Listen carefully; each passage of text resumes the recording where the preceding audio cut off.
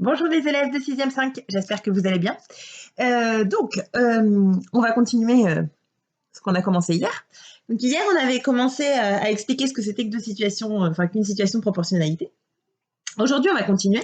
On va apprendre au fur et à mesure à remplir des tableaux de proportionnalité.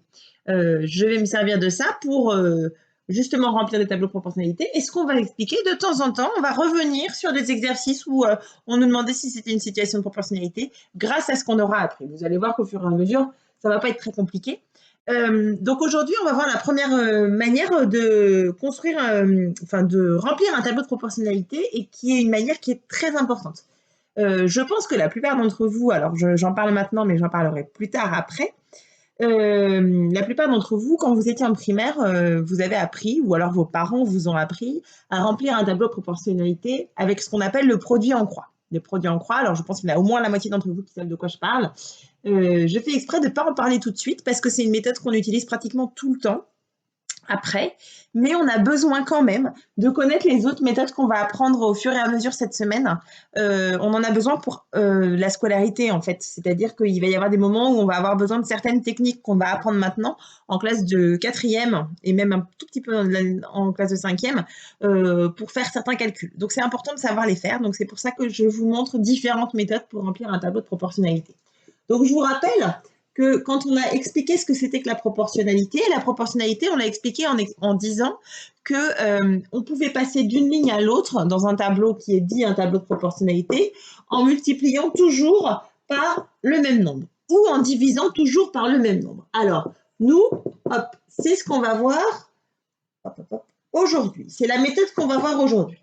Par exemple, imaginons que j'ai ce tableau-là. Alors, je vais essayer de faire des choses qui ne sont pas trop difficiles pour moi. Je vais dire 6, ça va me faire 15, et puis je vais dire 80, 200.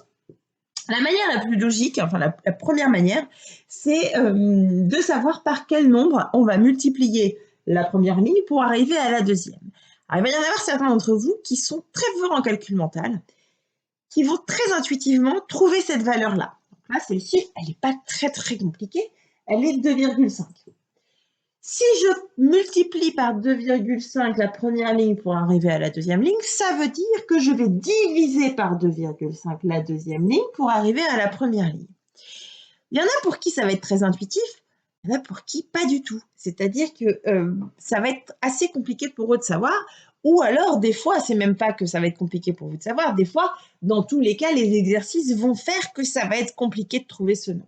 Il y a une méthode qui fonctionne tout le temps pour trouver ce nombre, c'est de faire le nombre d'arrivées divisé par le nombre de départ. Je m'explique, c'est-à-dire que quand je vais avoir un tableau de proportionnalité, alors moi je vais faire un nouveau tableau, hop, je vais faire exprès, je vais faire un nouveau tableau, par exemple ici 3, et puis je vais faire un nombre qui n'est pas si facile que ça à trouver.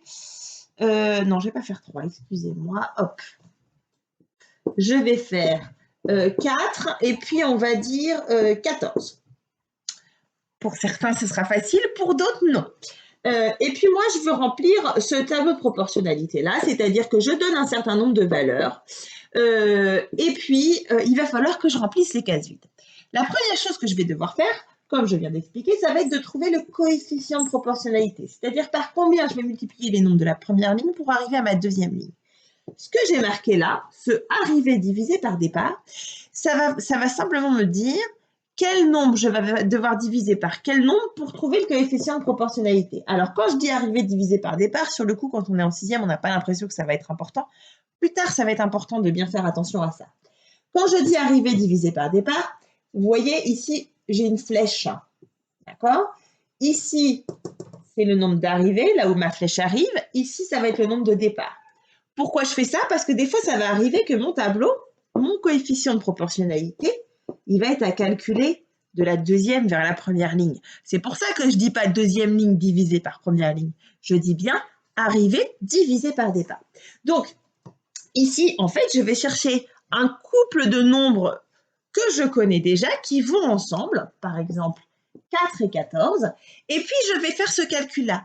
je vais faire le nombre d'arrivées, 14, divisé par 4 pour réussir à trouver mon coefficient de proportionnalité. Donc 14 divisé par 4, ça donne 3,5. Ça veut dire que je vais toujours multiplier les nombres de la première ligne par 3,5 pour arriver à la deuxième ligne. Donc ça va être très rapide. 3 fois 3,5 que je ne me mélange pas, ça va me faire 10,5. Oui, c'est ça. 7 multiplié par 3,5, ça va me donner 24,5. Et puis 12 multiplié par 3,5, que je ne vous dise pas de bêtises.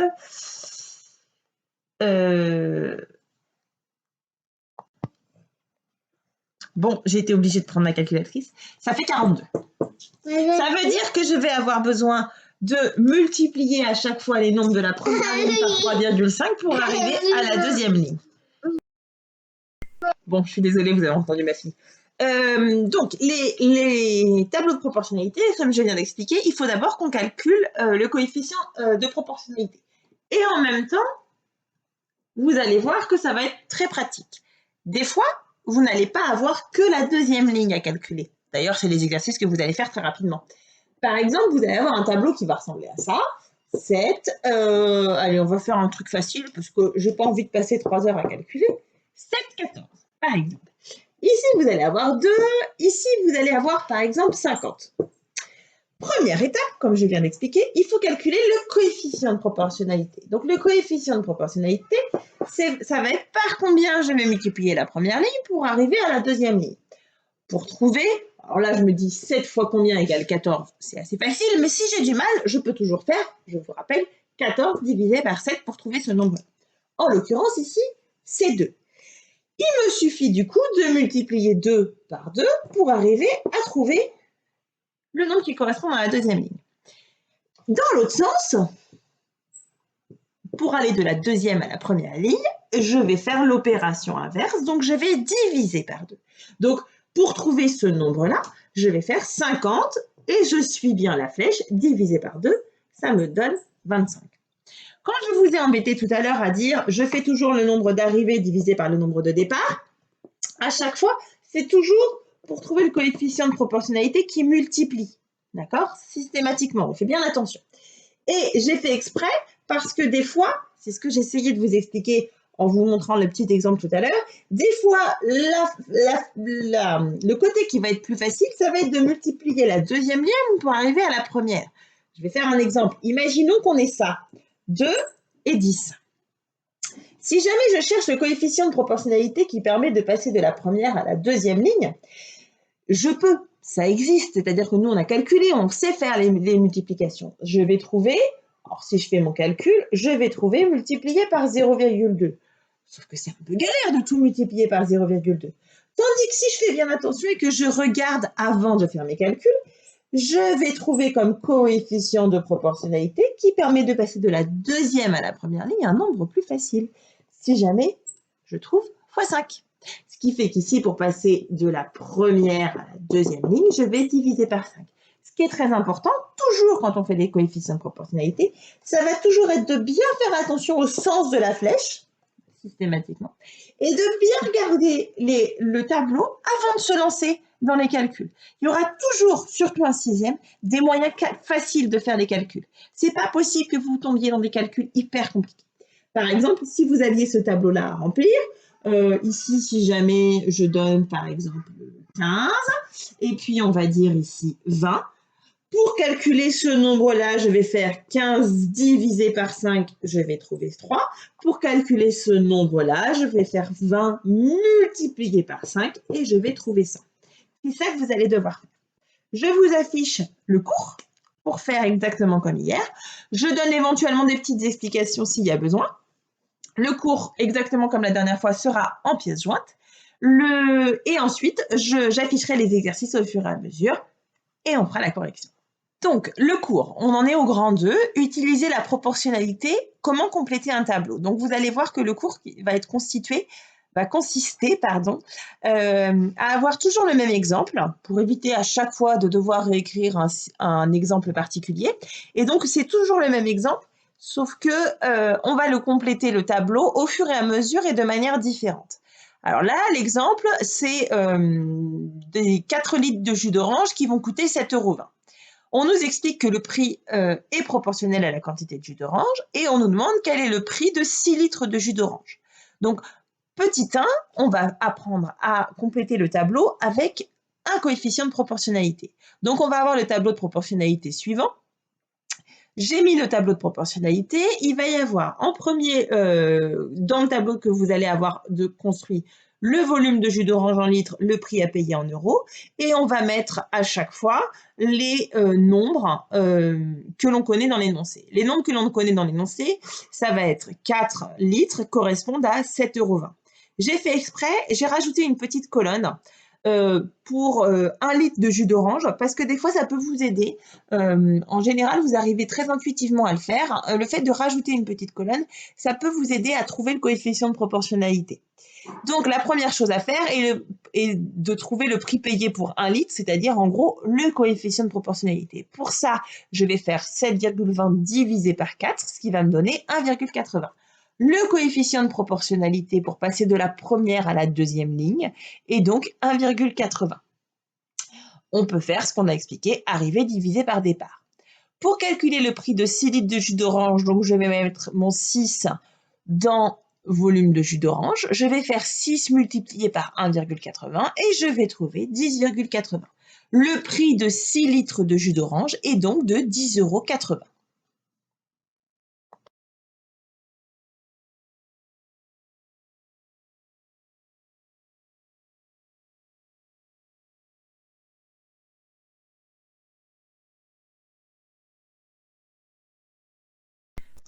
Donc, le premier exercice que l'on va corriger est l'exercice 6, page 95.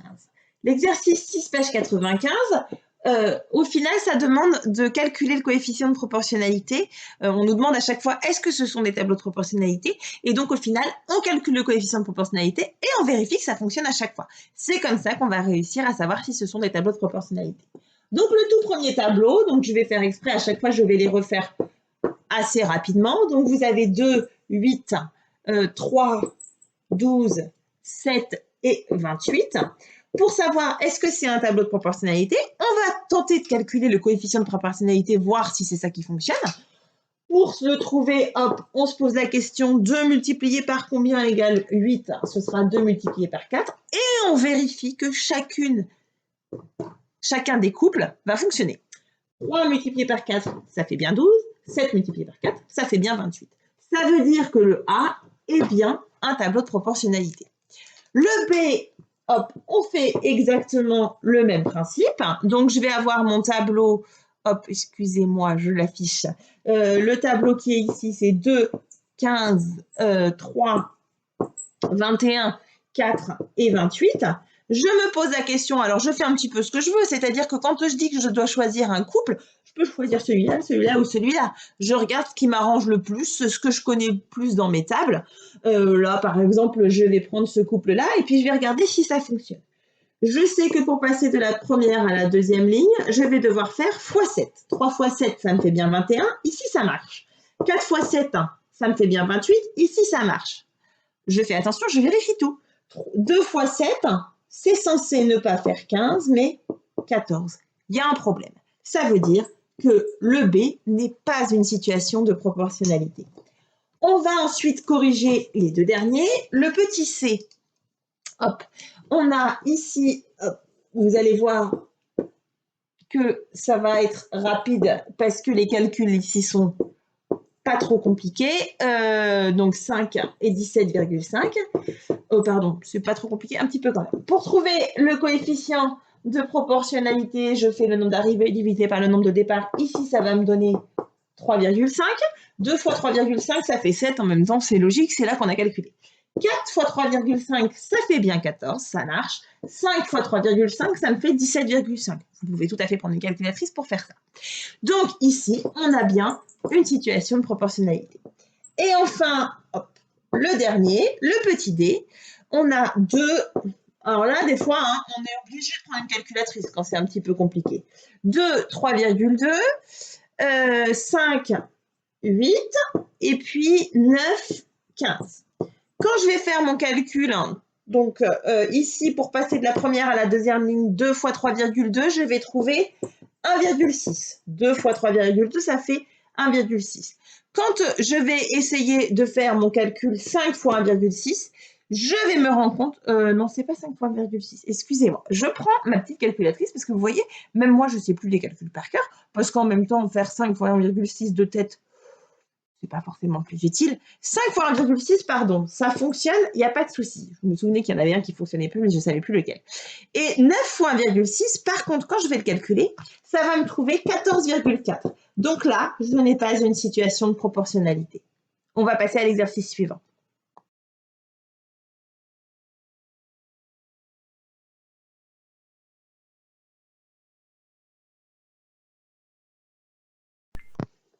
Donc, on va corriger l'exercice 18, page 96.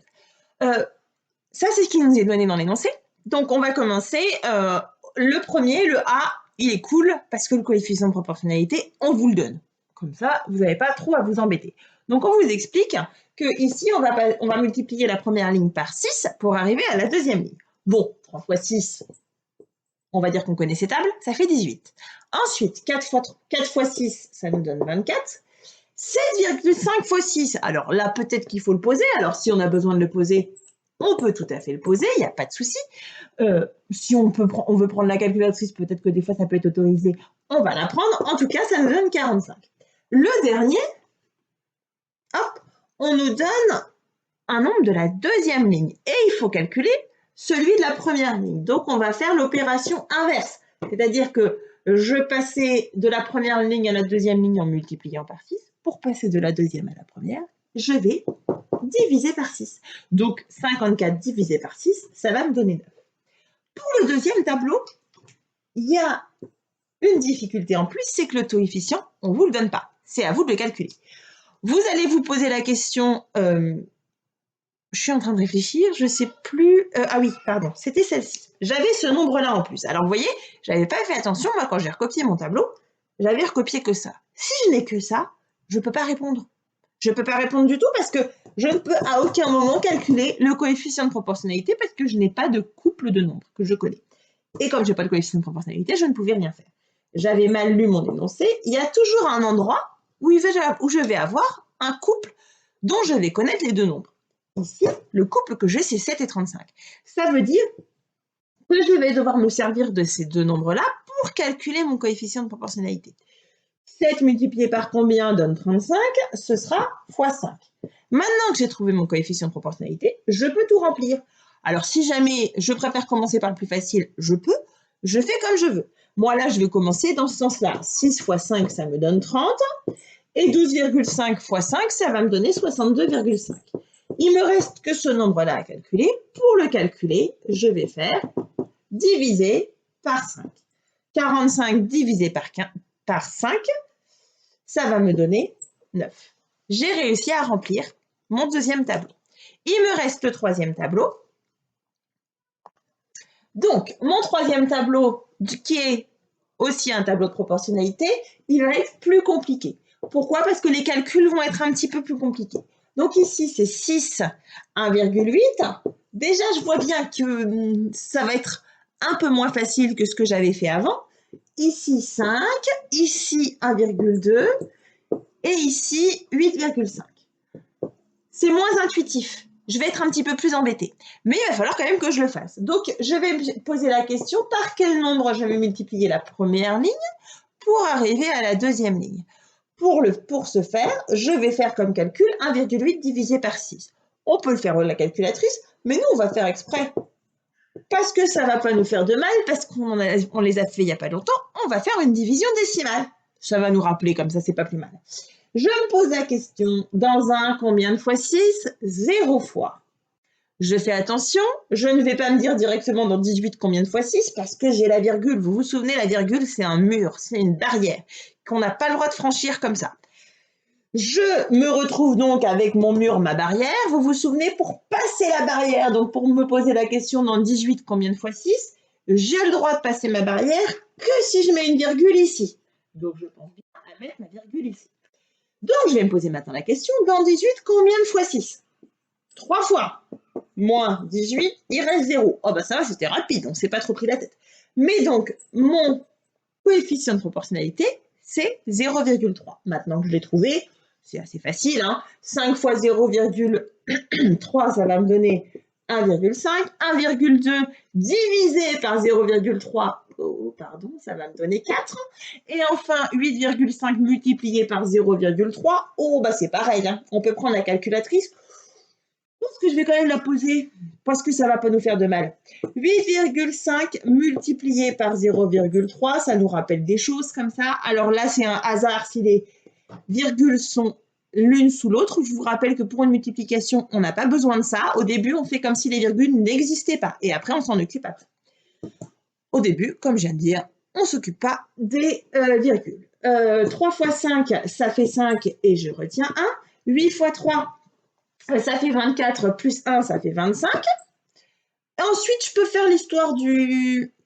Hop. Oh, 0 fois 5, ça fait 0. Oh ben là, on se rend compte que ça ne sert à rien. Je l'efface. Mais si vous avez besoin de faire cette étape-là, vous pouvez. En tout cas, on trouve 255. Ça, c'est si on n'a pas fait attention aux virgules. Maintenant, on se rappelle que quand on fait une multiplication avec des virgules, on fait tout le temps pareil. À la fin, on compte le nombre de chiffres qu'il y a après la virgule dans tous les facteurs que l'on a multipliés, dans tous les nombres que l'on a multipliés. Là, j'ai 2 chiffres après la virgule. Il faut que ma réponse ait 2 chiffres après la virgule. Ça veut dire que j'ai 2,55. Donc, le dernier nombre que j'ai trouvé, c'est 2,55.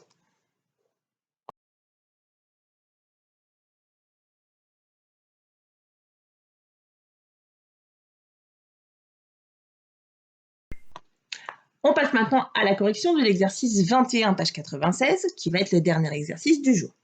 Donc, le dernier exercice du jour, on nous explique qu'un automobiliste roulant à vitesse constante parcourt 85 km en 1 heure. Ça, c'est ce qu'on nous indique.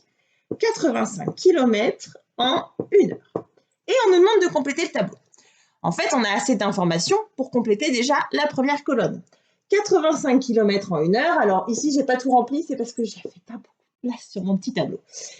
1 heure, là c'était marqué en heure, on va faire 85 km. Ça va, c'est pas trop compliqué.